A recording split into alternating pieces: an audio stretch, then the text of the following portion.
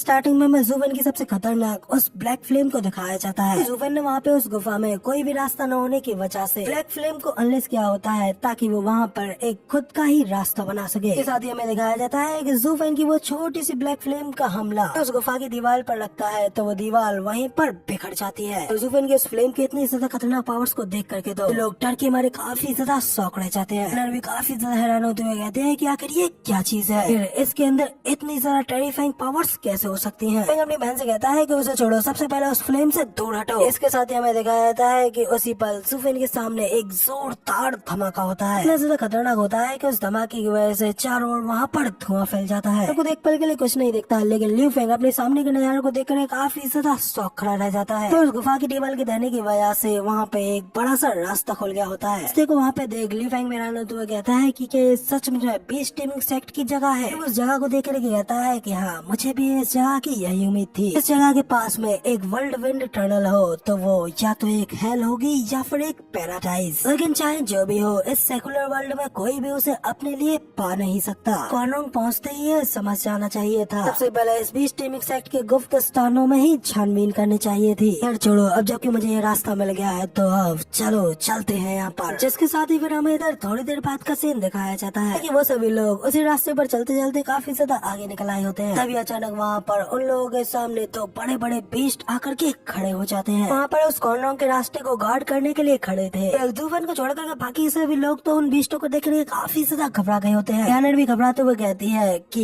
ये दोनों बीस्ट तो 7th ग्रेड के स्पिरिचुअल बीस्ट है। इसी के साथ में हमें इधर जूवन की ओर दिखाया जाता है, पर सिर्फ अपनी आंखों में अपनी एपोकलिप्टिक थंडर फ्लेम्स को अनलिस्ट करता है। उन बीस्टों को घूरते हुए कहता है कि दफा हो जाओ यहाँ से। आंखों में उस एपोकलिप्टिक थंडर फ्लेम को देख करके तो दोनों बीस्ट तो इतने ज्यादा घबरा जाते हैं। घबराहट के मारे उन बीस्टों की आंखें वहाँ पे सुन रही आती है और वो दोनों वहीं पर बेहोश हो जाते हैं। वो भी क्यों ना, क्योंकि वो फ्लेम 5 सीक्रेट बीस्टों की पावर से बनी है। इन सभी बीस्टों के लिए एक गॉड की तरह होते हैं। उन सभी बीस्टों को इतनी आसानी से हार मानता हुआ देख करके वो तीनों लोग तो काफी ज्यादा घबरा जाते हैं। यानर भी शौक होते हुए अपने मन में कहती है, पहले पास्ट में जूवन केवल इन सभी बीस्टों को डरा करके भगा सकता था, अब तो ये इन बीस्टों को एक्चुअली में यहाँ से भागने का मौका भी नहीं देता। 7th ग्रेड के बीस्ट भी इसके सामने हार मान करके बेहोश हो गए। इस तरीके के स्ट्रेंज बीस्ट आर्ट जूवन ने कहाँ से सीखी है? ये तो बीस्ट टीमिंग सेक्ट में भी पीढ़ी दर पीढ़ी से सिखाई आर्ट से भी कहीं गुना ज्यादा पावरफुल है। जूवन भी थोड़ा हैरान हो तो उन बीस्टों को बेहोश होते हुए देखता है और अपने मन में कहता है, ओरिजिनली तो मैं इन बीस्टों को सिर्फ यहाँ से डरा करके भगाना चाहता था। मैंने ये एक्सपेक्ट नहीं किया था कि ये बीस्ट तो सिर्फ देखते ही इतने सारे डर जाएंगे कि वो यहाँ पर बेहोश हो जाएंगे। तो वाकई में डिस्ट्रक्टिव थंडर फ्लेम तो उन 5 ग्रेट सीक्रेट बीस्टों की पावर से भी कहीं ज्यादा बियॉन्ड है, यहाँ तक कि मेरी उस अशुरा फ्लेम से भी कहीं गुना ज्यादा इफेक्टिव है।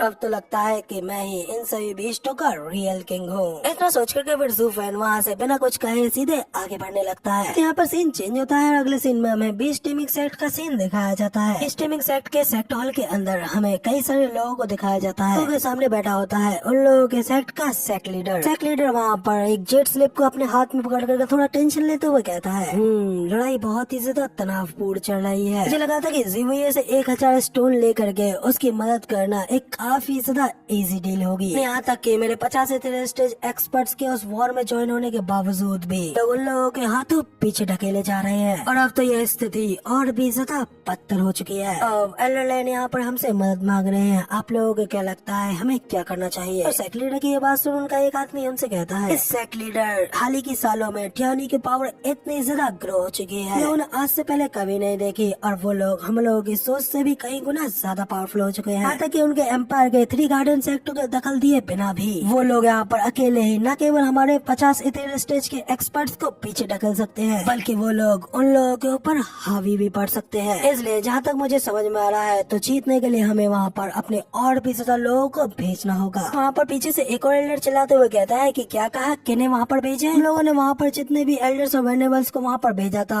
वो लोग ऑलरेडी वहाँ पर काफी ज्यादा हेवीली इंजर्ड होंगे। लोग अगर वहाँ पे मरे भी नहीं होंगे, फिर भी अगर हम लोगों ने वहाँ पर अपने और भी ज्यादा लोगों को भेजा, इससे हम लोगों को वहाँ पर सिर्फ और ज्यादा नुकसान ही झेलना पड़ेगा। इसलिए मेरा मानना तो यही है कि ये प्रॉब्लम टियानी और उसके गार्डन सेक्टर के बीच की है। जीवोये वहाँ पर अपने उन सभी गद्दारों को पकड़ना चाहता है और वो ये हमारी मदद से करना चाहता है और रेन जियाओयुन और उस कमजोर हुए लियू क्लैन का यूज करते हुए टियानी को कंट्रोल करके उसके ऊपर अपनी पकड़ और भी ज्यादा मजबूत करना चाहता है। इसलिए वो यहाँ पर खुद को रोके हुए है और दूर खड़े होकर के सबके ऊपर नजर रखे हुए है। तो टियानी की प्रॉब्लम है ना, तो फिर आखिर इसमें हमारा क्या लेना देना है? आप सभी लोग 8 साल पहले हमें मिले उस कड़वे सबक के बारे में भूल गए? क्या आप लोग भूल गए कि टियानी कितना ज्यादा धूर्त और कपटी है? कैसे पिछली बार हम लोग कितना ज्यादा घाटा झेलना पड़ा? पिछली बार तो उन लोगों ने हमसे हमारी उपजाऊ जमीन का एक काफी बड़ा हिस्सा छीन लिया था, जिससे हमारी पूरी आधी की आधी इनकम ही कट गई। हम लोग फिर से वही चीज दोहरानी चाहिए। वहाँ पर उन एल्डर की ये सारी बातें सुन एक दूसरा एल्डर भी कहता है कि हाँ ये बिल्कुल सही कह रहे हैं। वापस से पिछला वाला एल्डर भी कहता है कि हाँ ये बिल्कुल सही कह रहे हैं। तो इस तरीके से किसी दूसरे के काम में अपनी टांग नहीं अड़ानी चाहिए। अपने उन सभी एल्डर्स की ये सारी चर्चाओं को सेक्रेटरी भी वहाँ पे बैठ करके ध्यान से सुन रहा होता है। तभी अचानक से उसे वहाँ पर कोई चीज सेंस होती है, जिससे वो काफी ज्यादा शॉक हो जाता है। खड़े होकर के चलाते हुए कहता है कि ये बिल्कुल भी अच्छा नहीं हुआ। बंदे ने यहाँ पर हमारे सेक्ट में आकर के हमारे सेक्ट डिफेंसेस को तोड़ दिया है। तो जूफन और उसकी टीम का सीन दिखाया जाता है। इसके साथ ही हमें पता चलता है कि उनके सेक्ट के बैरियर को तोड़ने वाला कोई और नहीं बल्कि हमारा जूफन ही होता है। तो वहाँ पर अपने सेक्ट के बैरियर के टूटने की खबर मिलते है। दो एल्डर्स बड़ी तेजी से भागते हुए जूफन और उसकी टीम की ओर आते हैं। सीधा जूफन के सामने लैंड करते हुए जूफन से कहते हैं, ग्रैंड मास्टर आखिर तुम्हारी हिम्मत कैसे हुई बिना किसी इजाजत के हमारे बीच टीमिंग सेक्ट के अंदर घुसने की? वाला भी कहता है कि आखिर तुम लोग हो कौन जिन्होंने कि यहाँ पर हमारे बैरियर तक को तोड़ दिया? जूफन उनसे कहता है कि क्या तुम लोग पहले से हम लोगों को नहीं जानते हो? मैंने ये बात सुन वो बंदा भी थोड़ा हैरान तो वो कहता है कि आखिर हम लोगों को पहले से ये बात कैसे पता हो सकती है कि आखिर तुम लोग हो कौन? तो उसे घूरते हुए कहता है कि कहा तुमने अभी अभी मुझसे एरोगेंट पास्टर नहीं कहा? हाँ, मैं तुम लोगों को बता दूं कि मैं एक एरोगेंट पास्टर ही हूँ। तो भाई वहाँ पर वो दोनों ही गार्ड्स काफी ज्यादा शौक रह जाते हैं कि आखिर ये किस तरीके का बंदा है। कि इस तरीके की हालत पे लियाना तो पीछे से स्माइल कर रही होती है। सबसे वो उन गार्ड्सों को काफी ज्यादा गुस्सा हो जाता है, इसलिए वो गुस्से में दांत पीसते हुए इससे कहते हैं, बच्चे आखिर तुम्हारी हिम्मत कैसे हुई मेरे साथ में इस तरीके का मजाक करने की? ऐसा करके तुमने यहाँ पर सिर्फ और सिर्फ अपनी मौत को ही दावत दी है। वहाँ पे वो बंदा बड़ी तेजी से जूफन के ऊपर हमला करने के लिए आगे बढ़ जाता है। अचानक वो वहाँ पर जूफन के करीब पहुँचने से पहले ही बीच में ही खुद ब्लास्ट कर जाता है। उसकी बॉडी के चिथड़े भी नहीं बचते।